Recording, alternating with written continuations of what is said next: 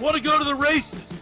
And every time there's a big race, we go to Jeff Nash from FastlaneHandicapper.com. So let's go to the Barb's Harley Davidson Sports Hotline and welcome in from FastlaneHandicapper.com, Jeffery Nash. What's up, Jeff? Hey, how you guys doing? I'm doing great. It's always a great day when it's beautiful sun and you have one of the big Triple Crown races like we have today at Pimlico down near Baltimore. Hey, Jeff, how did you do with the Derby picks? Well, my selection was Tiz the Law, who was the favorite. I think I was with most of the country on that. But I did say in my website that if Authentic, the ultimate winner, was able to sit on the lead without much pressure, that he could wire the field. That's exactly what happened. I think Tiz the Law kind of had a bounce from his great Travers victory and was not as sharp, and you don't see him here today. So the ownership recognizes that horse, Tiz the Law, needed a break. We'll run him in the Breeders' Cup Championship, but it leaves Authentic back in this race and is the presumptive favorite. Now, this race is is it usually the longest race? No, this race is, we call the middle child. It's the second race. It's actually the shortest of the three races between the Kentucky Derby and the longest race is usually the Belmont, but this year the Belmont was not as long. It was early. Everything is messed up, as you said, in this crazy COVID world of ours. Yeah, hey, Jeff, it's Scott. Listen, I had picked 1,000 Words last time to win, and obviously he did a backflip and landed on his back. And when that happens, you automatically, whether he's hurt or not, you have to take him out. So he's back in for this race. He's a Bob Baffert guy, and Bob's obviously got two horses in this race again. Both 1,000 Words and Authentic are like they're pace setters. They like to both get out. Could that be a problem for him, like one pushing the one too hard early on and maybe burning one out before he really wants to? Yeah, that's an issue, and it's interesting, as you mentioned, because it's trained by the same trainer, different owners. Normally when this happens, you have to let the horse run how their breeding suggests that they're going to run. As you said, Authentic loves to run on the lead. 1,000 Words is right behind him, and if you can imagine that horse tumbling in the paddock just moments before post time in the Kentucky Derby, the owners paid $1 million for a yearling. That's quite speculative, but they put a lot of money into that horse. It's a decent horse, trained by the great Bob Baffert. But you're right. What's different in this race from the Kentucky Derby is that you have so much early speeds, pace setters, as you say, that are going to be pushing each other, going around that first turn, the back stretch, and heading to home. So I don't think Authentic is going to have the easy ride that he had in the Kentucky Derby, one of the slowest Kentucky Derby fractions in recent memory. He was able to sit on that lead. No one challenged him and had plenty of gas in the tank as they headed for home. That's not going to happen here. As you said, 1,000 Words is going to be challenging him. Art Collector, who scratched from the Derby or decided not to run in the Derby, he's going to be pressing the pace. The one filly in the race, Swiss Skydiver, she will be pressing the pace, and New York Traffic, the local horse, will be pressing. So Authentic's not going to have such an easy time this go around. I don't think it's going to be easy at all, to tell you the truth. I think I think it's going to be an exciting race because I think you're going to see a number of different horses leading this race at one point or another. But I have 1,000 Words again going to take this thing. I got Authentic finish second. I got New York Traffic third, and I got Art Collector coming in fourth, which could be a disappointment for their owners and trainer. Yeah, sure. I think those are great selections. Those are some of the primary horses on my website. We talked about each of them. 1,000 Words seems to be coming into his own. They paid $1 million. Slowly but surely, this horse, maybe a late bloomer, has picked up his ability and his speed ratings over his past few races. He could be primed if Authentic is going to tire because he's been working so hard in the Derby, the last race. Then 1,000 Words could be right behind him and should have a good showing today. We're talking with Jeff Nash at FastlaneHandicapper.com. Of course, you check out his website. He has the race from Pimlico broken down for you. And Jeff, is 11 horse field today. Is that standard for the Preakness? Well, usually the Preakness is the second race, and it's only 2 weeks after the Kentucky Derby, so there's usually not that many horses, like 11 horses compared to 20 horses in the Preakness. I was surprised that the field is as light as it is because there is a $1 million purse.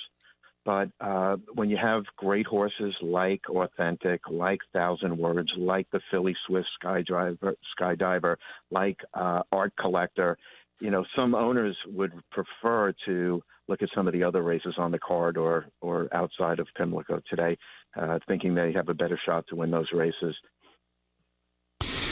Now, I don't know if it's still the same, but I think they've had Authentic as your favorite and Art Collector as the horse that would finish second. And it's funny, I was doing some research on the last time the top two favorites in order had won the Preakness was in 1981. Does that make that a difficult race to select your picks for this? I mean, does it make it really tougher?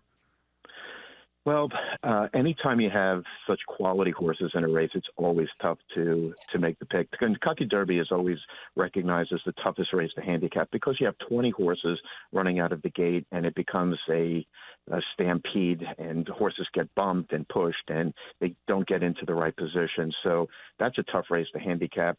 The Preakness, which is usually the second leg of it, it's very difficult to pick because you would have the favorite. Presumably, the horse that wins the Kentucky Derby is going to be the favorite in the Preakness. But then you have all these newcomers who are not as tired as those who ran in the Kentucky Derby, and it's really a crapshoot as to who's going to come in second. So that doesn't surprise me. Handicapping is tough when you have the best horses. Any horse in this race, all 11, you can justify them winning the race. I like Art Collector, the 3-horse. And the reason I like Art Collector is because he's going to be one of the horses setting the pace, just situated behind Authentic and maybe Thousand Words, maybe Swiss Skydiver, maybe New York Traffic. He will lay back third or fourth. The thing I like about this horse more than Authentic in this particular race is that he's rested. He's been working really well. He's won 5 races in a row. And in a couple of races that were similar in structure, similar in strategy to this race, he has saved his best for last. He has motored down the stretch in his final quarter and has won those races. Now, he's won 5 in a row. He's well rested. He's working well. Is that going to be enough to overcome Authentic? Is Authentic the real deal? Can he sustain that lead, even though pressured around the backstretch? Is he good enough? Is he great enough to sustain the charge of an Art Collector or a Thousand Words or the Philly Swiss Skydiver? And then you have these horses who are laying back, saving ground, horses like Max Player and Pneumatic. They are waiting for the other horses in front to tire, and they are going to charge the best they can down the stretch, hoping that they can beat some tired horses and win the race. All right, Jeff, give me your exacta and a trifecta for today. All right. My win, as I said, is Art Collector. But that is based on a nose. It could be Authentic. It could be any of the horses. But I'm going to go with Art Collector because you got to pick one. For my exacta, and as Scott said, it would be easy to pick Authentic second, but I'm going to take a fly on a horse called Max Player, and that's the 8-horse. I think he's going to be sitting back, and this race is set up for him to make a charge down the stretch. My 3rd horse, you have to include Authentic in your exotics, so I can't exclude him. I'm going to have him 3rd, and then 4th, I'm going to play All. And the reason I play All is for the same reason I played All in the Kentucky Derby. Any one of these horses, including a long shot, like in the Kentucky Derby, it was Mr. Big News, the 2-horse in this race, went off at 47-1. No one gave him a chance to come in the money. And here he comes, and he's flying down the stretch.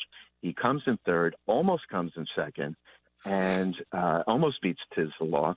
And I'm going to take All as my 4th bet. Any one of these horses, Thousand Words, as you said, Swiss Skydiver, New York Traffic, Pneumatic, who's really peaking at the right time. All of these horses have a shot. So that's my bet. My bet is Art Collector, Max Player, Authentic, and All.